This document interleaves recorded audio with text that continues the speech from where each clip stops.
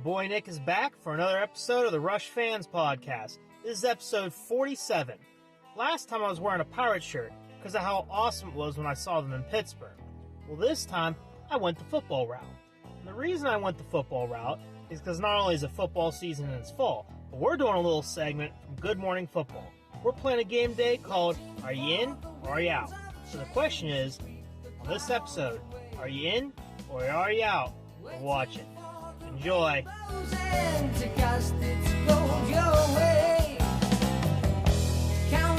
Hey everyone.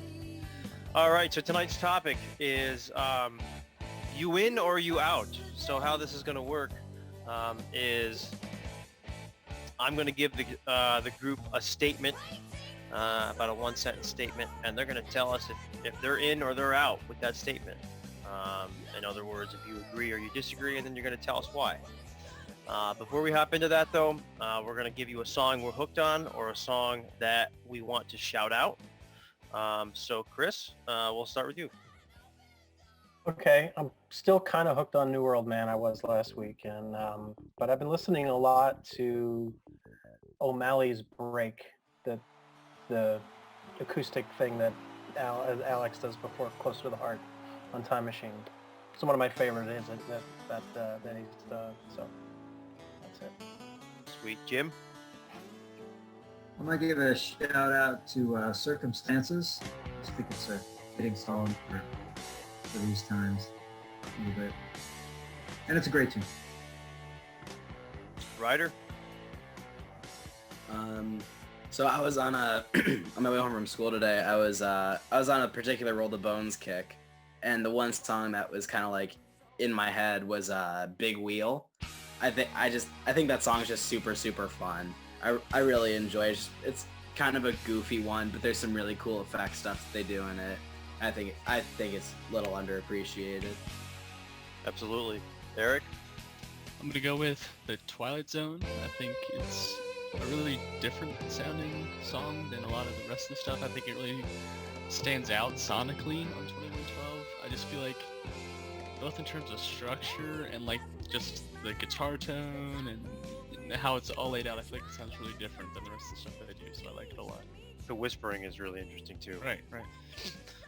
Nick? Well, once again, I gotta go with the big money. Because once again, I have defeated Ryan in Daily Fantasy this week. And I'd like to give a shout out to Chase Claypool. It's very fitting that on the Rush Show I'm shouting out a fellow Canadian. So yeah. So, Nick and I discussed this earlier, and I'm going to give a shout out to Losing It, because for the second week in a row I have lost. So, without further ado, we're going to go into the topic. So I'm not actually going to participate because I wrote these questions up. I'm just going to... now, these guys don't know, or rather, they're not questions, they're statements, but they don't know what's coming, really. Again, I'm going to give you a statement, and you're going to tell us if you're in or if you're out. So, the first one, Chris. Caress of Steel is a better album than given credit for.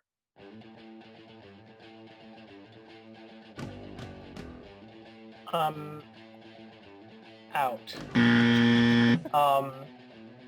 I think it gets plenty of credit for what it is. I think the album was a great start, but it's just kind of half-baked. I give it a pass simply because they were younger and really high when they made it. So, that's kind of how I look at it. I see that album as that it is what it is, and I think it gets plenty of praise. So. Okay, Chris is out. Jim, Caress of Steel is a better album than given credit for. Oh, I'm in. I do think it's quite a good album. It's got 3 good short songs, and even though the long form songs are not what I would say perfect, I think Rush has developed after that. But I do think that they tell a very interesting story, and there are, a lot of good musical, say, happenings during those songs as well. So yeah, I'm definitely in. Ryder, Curse of Steel is a better album than given credit for. Honestly, after a couple of recent re-listens, I'm in on this one. I'm basically echoing exactly what Jim was saying. The short form songs are really great, and the longer ones, well, obviously they aren't. This is their first real foray into that. It was a little bit with Viator and the Snow Dog on the previous album, but especially like The Fountain of Lam Neth, I think that song's really, really interesting, and just that song gives the whole album a bit more of a push forward. It's super experimental. It's rough. I'm gonna admit that the album is rough, but I think that there's so much great stuff that you can find in that record and really appreciate and see that that's like the starting point for like Rush. Okay, good points. Eric? I'm gonna say I'm in, slightly hesitantly, but I'm gonna say I'm in. Bastille Well, you Day, did like wear a said- Caress of Steel shirt on the Right. last episode. I wore it last week, so I kind of have to say that I'm in. But Bastille Day and Lakeside Park are really good. I listen to those a lot. And then originally, I probably would have said that I liked the Fountain of Lam Neth more than I liked the Necromancer. But that was only after a few listens. And I think now, after I've listened to both of them several times, are much more than the Fountain of Lam Neth. And I've even found that I like the Necromancer more than some of the other extended tunes. Like, I probably listen to the Necromancer more than I listen to Book 2. I probably listen to the Necromancer more than I listen to maybe even 2112. But that might just be because I've worn 2112 out a little bit. But I find myself going back to the Necromancer a lot. So that's why I'm in. Okay, Nick? I'm in. Oh, and I want to shout out Alex, because I think everything on Crest of Steel is better than Superconductor. Come on, dude. Come on. You didn't have to say that about Superconductor. Come on, Nick. Oh my God. All right. Cool. That I think that went pretty well. So, of course, this is our first time we're doing this topic. So that was good. So next statement. Regardless of the hate that it gets, Tai Shan is a decent Rush song. I am Chris. absolutely 100% in. Yeah, I love that song. I can't say I love it. It's not in my top half, but I think it's great. I think it's got a beautiful melody. It's probably one they didn't need to write, and I think that's what they've said about it since. But yeah, I think it's total fun experiment. Okay. Yeah. Is what it is. Mhm. Jim. I would say that I am pretty much in. Pretty much in. So this is why. So it's got I think the lyrics are really interesting, and I think they paint a really good image. I could just close my eyes and listen to the song and just kind of get the image of what Neil was describing in that song. The music, it just doesn't sound typical Rush to me, but I do like the song. I think it's a good song, but it just doesn't sound like a typical Rush song. That's all. Okay. Regardless of the hate it gets, Tai Shan is a decent Rush song. Ryder. I'm in on this one. I'm a really big fan of Tai Shan. There's so much interesting stuff that goes on in there with obviously the inspiration both lyrically and sonically from like traditional Chinese music and Neil's experiences from being there. I think it is a really, really good song. It does a great job of blending a bunch of stuff from Rush and that kind of traditional stuff together. It's a very interesting experience. Obviously not a traditional Rush song, and it's not every day that I'm going to go out of my way and listen to it, but I think Tai Shan is actually a very good song. Eric?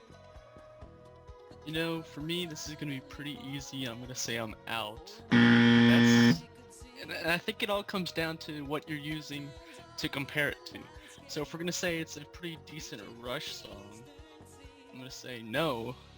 There's 120 other Rush songs I think that are much better than Tai Shan.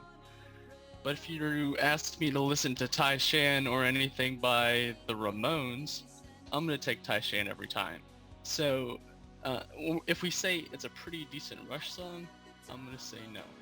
But if it's a pretty decent song overall, I'd say yes. Okay. I was waiting for someone to read into that, so nice job. Nick. I'm out. It's okay. I like High Water a lot, though. That's a really good song. I think that song gets as much hate as Tai Shan does. Yeah, you're probably not wrong. Better. Well, High man, Water's much I don't know better. if it gets as much hate, but yeah, it is. It's really good too. All right, cool. So the third statement, the quote raccoon-style hair of Getty in the late '80s was a good look for Getty. Chris. I'm out. I'm out. Yeah, one of my most vivid memories from my early days as a Rush fan was Power Windows. I've said it many times. It was the first album that I got on the day it was released, and I remember everything about getting it. And seeing the pictures was one of the things that we were like, oh my God. Because Alex with his hair and that perfect jacket that he had and that kind of silly hairstyle that Getty had. So yeah, I was very glad when he grew it all out again. It wasn't as bad as the Grace Under Pressure mullet, but it was... Jim, Getty's raccoon hair of the late '80s. Yeah, I'm gonna be out on that. Just some interesting hairstyles that came out of the 80s. Some of them were good and some were not as good. Lump that one would be not as good. He's had some other looks that I thought were fun. All right, Jim's leaving that one in the '80s. Ryder. It's a tricky one. Like, it's weird that I have to say that this one's a tricky one, but I'm probably out on it. I mean, there's the iconic image of Getty with the raccoon hair and the black trench coat holding this weird Steinberger, but it's like, it's just, yeah, I think that was best left in the 80s. I think, who was it? When I met Getty for the, like at a PA book signing, and I vaguely remember hearing someone like who was up there, like meeting him before I was like in line. I remember hearing someone say, "Yeah, dude, remember like the '80s? Dude, you should like do that again, man. You should do that one." I didn't hear his response, but I heard that from up there. I'm sure he got a decent embarrassment kick out of that one, but Probably gave him one of those looks where he looks at you like with it, like over his glasses. With the glass. Yeah. Yeah. Yeah. Eric. I think I'm gonna have to say I'm barely in, because I think the look that followed was worse. I think it was from Presto where he had the ponytail and he was trying to figure out if he wanted to wear glasses or not. And I think that was just terrible. So I'd take the raccoon hair over that any day. Okay, Nick. I'm in. Hell yeah. Dude, the 80s were awesome. Let's go. I love it. Nick's making me think about my hands. I love his really simple answer. Saying, I just finished Cobra Kai and it's super 80s nostalgia. Mm-hmm. I've been rocking a show of hands a ton, and I'm waiting for season 3 to come out. I want a Rush song in it, so Oh yeah. go. What is this? I'm I sorry. love Cobra Kai. It's a good show. Check it out. Okay. Cool. So statement number 4. So a hypothetical scenario here. So are you in or you out on Kiss and Rush teaming up for a tour of mega shows in 2015 instead of embarking on R40? God, no, out. Out. Next. All right, Jim. Out. Next question. Yeah, No, I think absolutely not. I would be out, and I'll just say that if that was my only opportunity to see Rush, I would go and see them. But if there was another opportunity to see them on the same tour, the same year, I would skip the Kiss show and just go see Rush. Yep. So the hypothetical scenario was, of course, drawn from the Caress of Steel days, right? So it's kind of like a throwback to that. But Yes. Ryder, Yeah, I'm gonna be out. I think if you were to clump it together and do like a mega show thing, it would. I feel like for both parties, it would definitely be a greatest hits collection. Because like people that go there to see Rush, they're gonna get what the Kiss people who barely know what Rush is. They're gonna hear, yeah, Tom Sawyer. You're gonna hear basically just moving pictures, permanent waves, that stuff. And it goes the other way for Kiss people. I'm not familiar with Kiss's discography, but it's just gonna be like the big ones for both bands. And I think if you had to pick between the Mega Show and R40, it's got to be R40, just because that was just I think R40 was a pretty good showcase of everything. I just think if it was a Mega Show, it'd be limited. Eric. Yeah, I'm out on this one. I'll just give you a tidbit from the Wandering the Face of the Earth book, where they were talking about, I don't remember which tour it was. It was one of the earlier tours, obviously, but they were down in Texas, and I think they'd gotten together with some friends of the crew, or like siblings of the crew or something like that, and they were just jamming in a garage. It was Alex and Getty and the friends, and then a couple of the guys from Kiss, and they were just, improvising and stuff. And in the book it said that after about 2 minutes, the Kiss guys had to stop because they didn't know what was going on or how to keep up or anything. So I think that says a little bit about the musical differences between Rush and Kiss. So. Nick. This sucks. But I'm in. I'm in because finally get to see the guys in the stadium. All right. I've always wanted to see Rush in the stadium. Yeah. When Kiss and Rush toured, it was back in the 70s. I love their stuff from the 70s, which means maybe they would break out some Fly By Night, break out some Farewell to Kings, stuff that they forgot they made after about 1985. I love all that stuff, so maybe we could hear some of that. And caveat would be I'd need Kiss to go on first, because after the rock and roll song and the song about Detroit, I don't know anything else by them. So just play those two songs. It'll pack people into Heinz Field, 50,000 people. I'm on front row. It'll be a good time.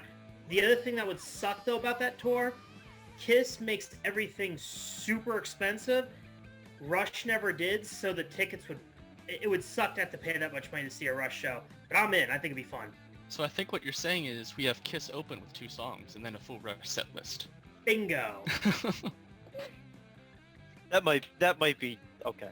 Kiss was actually my favorite band before I became a Rush fan. From 4th grade to 6th grade, I was a Kiss fan until Dynasty came out, and then I stopped listening to them. Rush, And or excuse me, Kiss was my Kiss was my introduction into rock and roll, actually. Tony Hawk's that would have been Tony Hawk's mine, too. Underground, a video game that I played as a kid. Back in my day, we bought the albums. I had the all right, statement number 5. So, subjectively, not personally, Clockwork Angels is a top 5 Rush album. Chris. In like Flynn, yes, absolutely. I would say it's the top Rush album in my opinion. Okay. Yeah. Jim? Yeah, I'm in. I would put it in the top 5. Ryder? Tricky.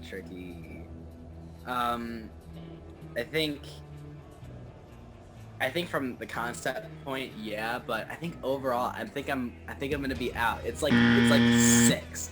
It's so close to me, for that 6th spot. I mean, it wasn't in my top 10 albums, but in retrospect, I think overall, but I don't know. There's stuff about it for me that just kind of holds it back. It's not like I'm dissatisfied with any of the songs on it. It's just overall, I don't really vibe with it that much. I think there's just better songs on the different albums, and I think they're a bit. I just think collectively they're just a lot more, like just grand moments on the other albums. It's weird because like Clockwork Angels as a whole is just a big grand project. Like I feel more of those moments on some of the other records. So I'm out on this one. Okay. Eric? I'm gonna say I'm in because I know Neil has said it, and I think Getty might have said it too, but they've said that was their greatest work, and I think on those grounds I'll say I'm in. Nick? Well, I ranked that album 5th in our album rankings, and I stick by that. Well, that was personal as opposed to I'm in personal, in either way. Okay. Professional, whatever. In either way. I think that it's either way. It's I just think that you want to talk about a band that's done concept albums where they're not totally a concept unless you really listen along and kind of like pick up on it. I mean, they connected with a book. Like metal bands, when they do concept albums, they just make a concept album and that's it. Tells a story. Rush, everything from the tour theming to the book to the follow-up book to the artwork, everything. I mean, it was a total concept. And I think had they made it 20 years ago, or well, I guess 25 years ago now, back in like the 80s, it'd have been a huge hit on the metal scene because metalheads like concept albums. So. All right, so for number 6, a follow-up statement to that, BU2B2 is a waste of a track on Clockwork Angels. Chris? I'm in. Yeah, that could have been done. You know how there was filler in the liner notes, with the lyrics to 2112. There was little fillers in between the sections. And that could have just been a written thing in between. Yeah. So yeah, I always think that. And in fact, Getty had said, he didn't say they argued, but he had to have discussions with Neil about how much stuff to put in. And he was always like, you don't have to connect every single dot, with a song. We need to pare it down. And I think they relented and gave in with that one. But yeah, definitely. That's interesting. Okay. Jim? Yeah, I'm going to be in. That's one Rush song that I pretty much 100% of the time skip over.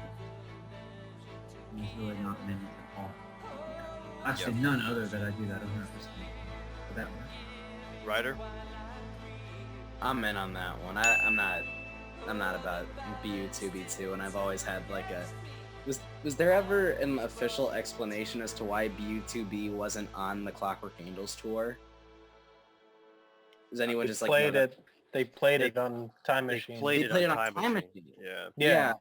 Yeah. I don't know. I've always held like a little thing up in my head. I'm like, maybe the reason BU2B wasn't on that tour was because they didn't do BU2B2. Just for like, that weird link. So I have a personal vendetta against BU2B2. So I'm in on this one. I don't like it. Okay, Eric? I'm gonna say I'm out. Now, it is a song I always skip over, and I'm not gonna say it plays a crucial role in the album, but I think it fits in really well. And I just had to look up to make sure I knew where it fell in. It falls in right between Headlong Flight and Wish Them Well. And I think BU2B2 as a song, it's not like put you to sleep boring. But it's also not the most exciting thing. It kind of like drones on, but it's not a fast pace. It's a weird song. But I think going from the really intense song that is Headlong Flight to a little bit more upbeat song that is Wish Them Well, and then obviously the lyrical and thematic connections that it makes to the album, I think it fits in pretty well on the album, but not individually.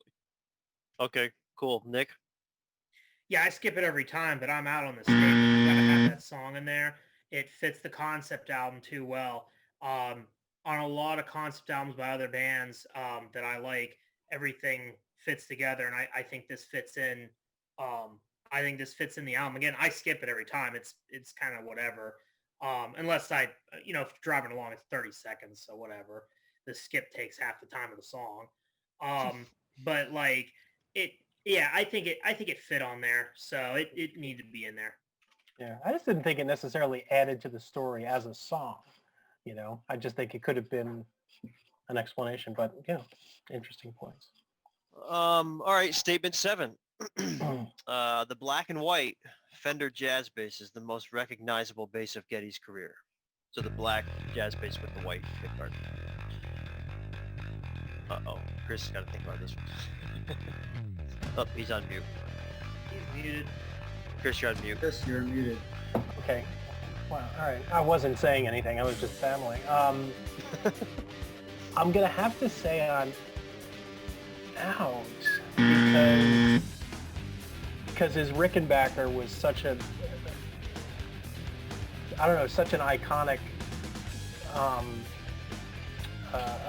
instrument for him. And it was, I think it's just because when I was getting to know him, that's the bass that I associated him with. Even though he played his Fender Jazz on a lot of older stuff, he still, that was the one he always played live, and that was the one I always know for the picture. So I'm going to say I'm out, but not really.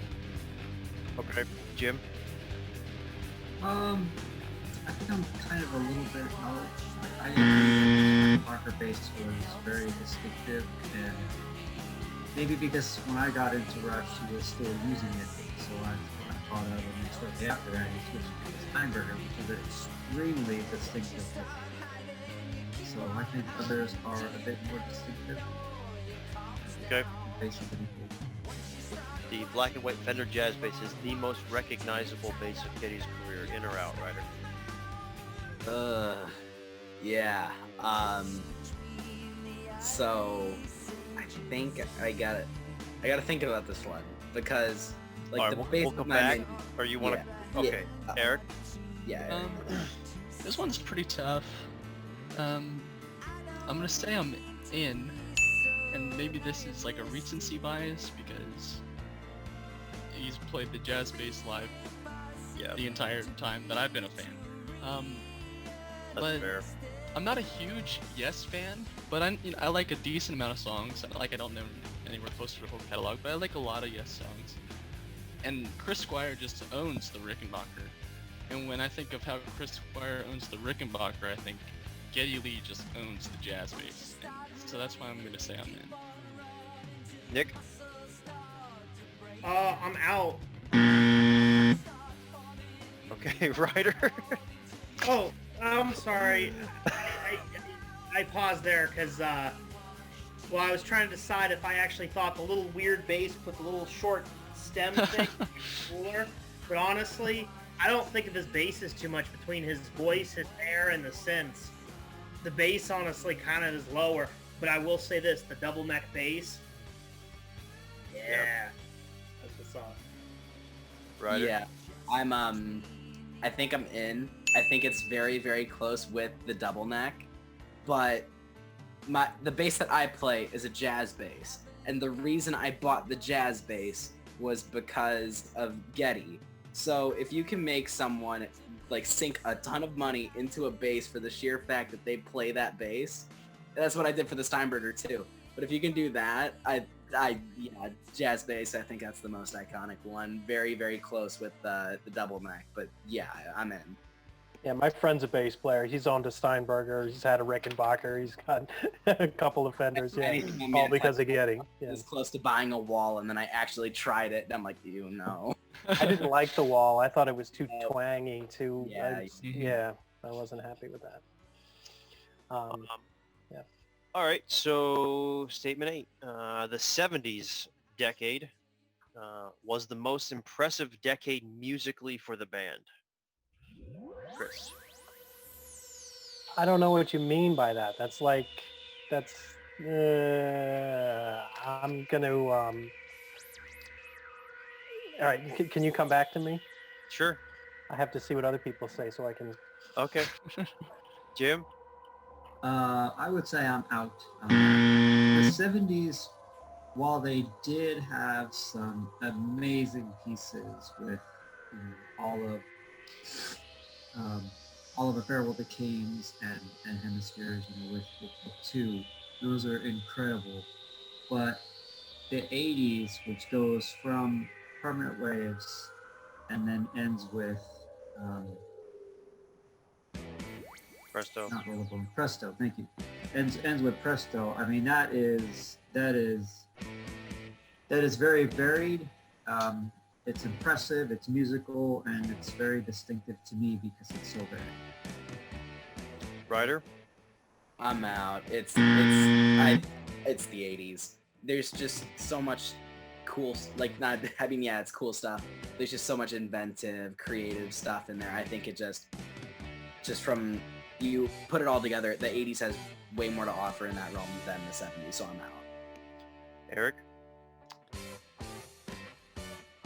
I'm gonna say I'm in because I think they're a little bit wilder. I think they're a little bit looser in the 70s.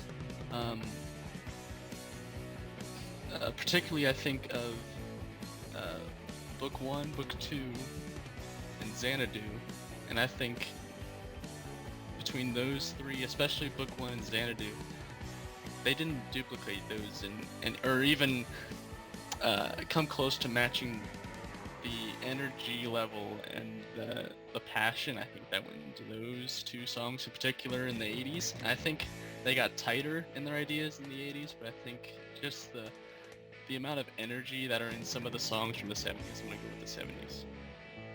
Okay, Nick? La Villa Strangiato, they couldn't record in one setting because it was so difficult, which forced them to change how they play it. I'm 100% in. It's not even close. The 80s was tighter, the music was more refined and more crisp, but the 70s was just all, I mean, come on, like the guitar work in the 70s compared to the 80s, it's what they did on Villa, Xanadu, I mean, even the experimentation on Caress of Steel, it's all day 70s for me. Chris? Yeah, see, I'm out, and this was my dilemma. Was that, are you talking about like flashiness and craziness and complexity and experimentation and all that stuff? Yeah, there's more of that in the 70s than in the 80s, but 80s just as songwriters, they just blew up in a way that I just think is incredible. Geddy really learned to sing during that time. He started writing better vocal melodies.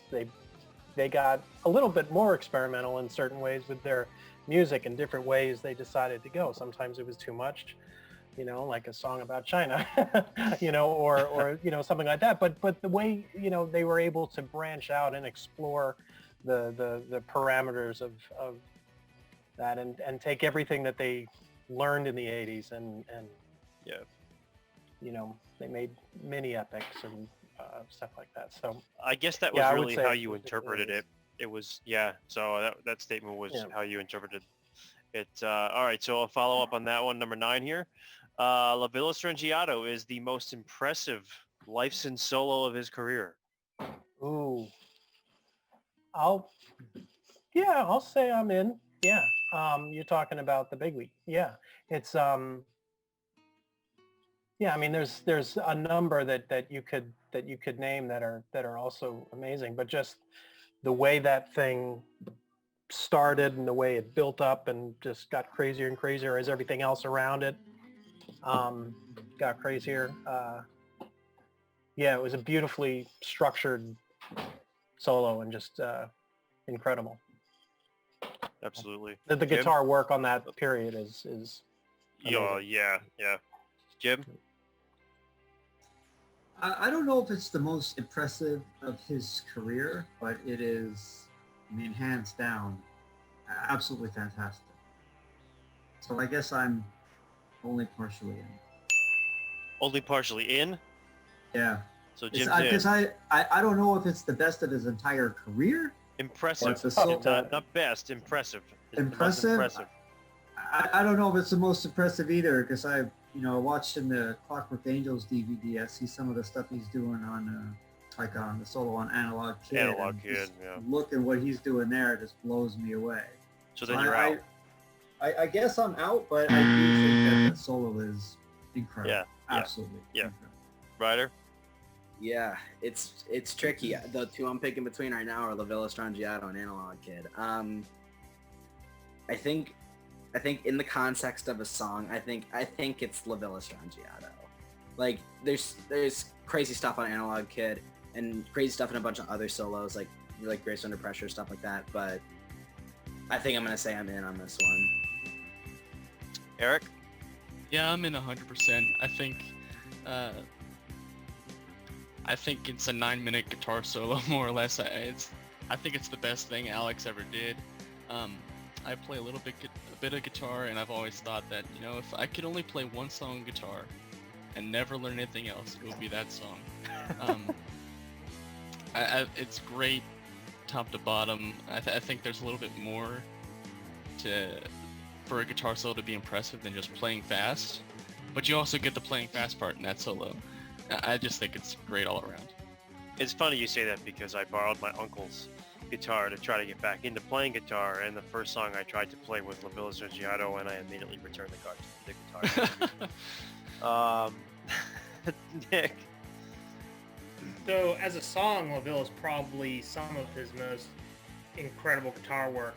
His greatest solo of all time is Limelight. I'm sorry, that's his greatest solo. It's not the most impressive necessarily, but that's his greatest solo, hands down.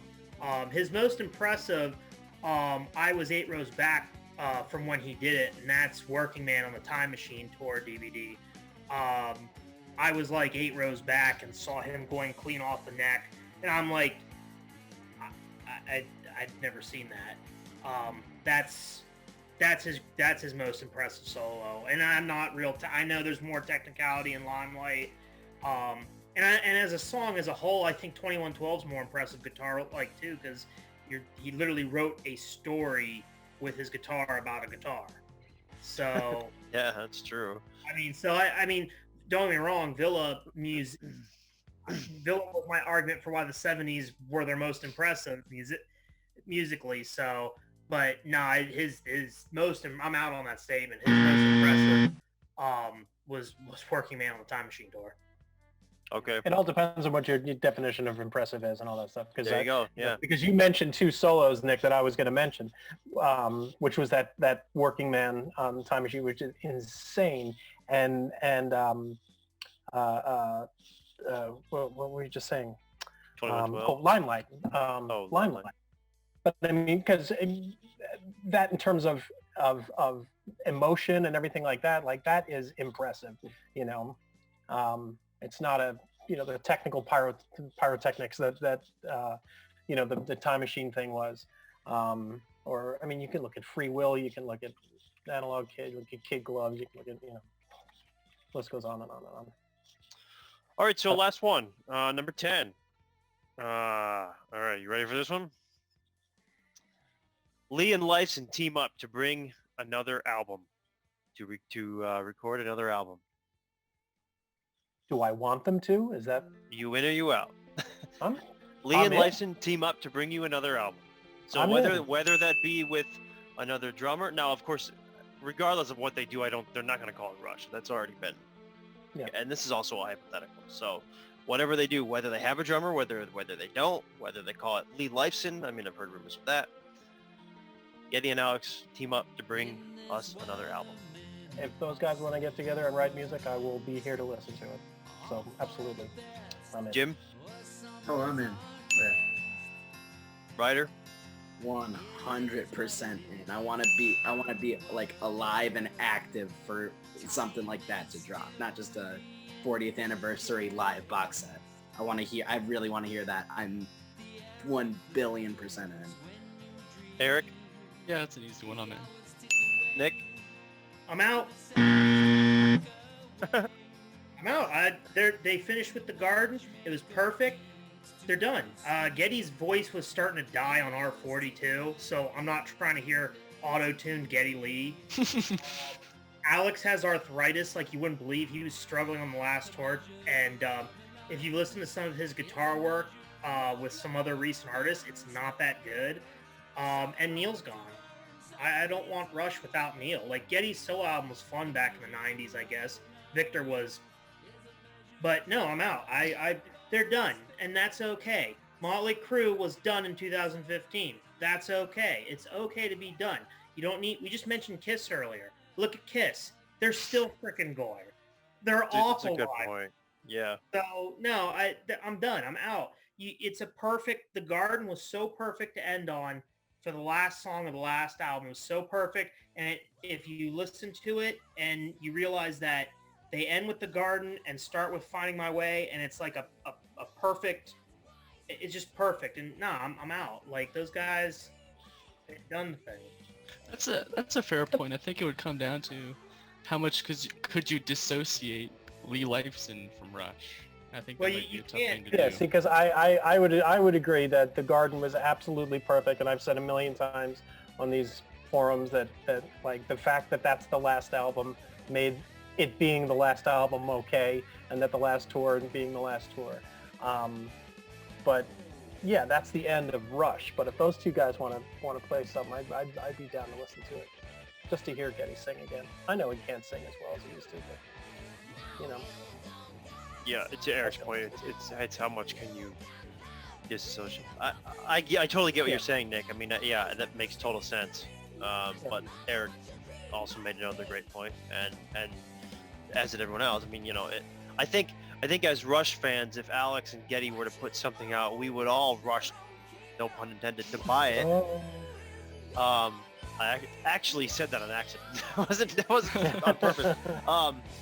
But seriously, we would all just buy it, right? Oh, if Neil hadn't died, they'd still be done. They would not make another. I mean, they would they would be done, and I'm glad, you know, because as now, much if as Neil, I even love if Neil Paul was still McCartney, alive, it's a little embarrassing to see him trying to sing All My Love. If Neil was still alive, might Alex and Geddy still write some new stuff? Who knows? I mean, there may be something in the works. I mean, I know that Geddy has said his desire to write music is not gone. So, you know, certainly something. I remember a long time ago he talked about wanting to do film scoring and things like that. And I wonder if he still thinks about that. All right, cool. That was a fun one. I really enjoyed listening to your guys' responses. Anyone watching, feel free to shoot us a direct message on Instagram if you want to come on a future episode. Subscribe to us on YouTube. And thanks, guys. Take care, everyone. Thank you.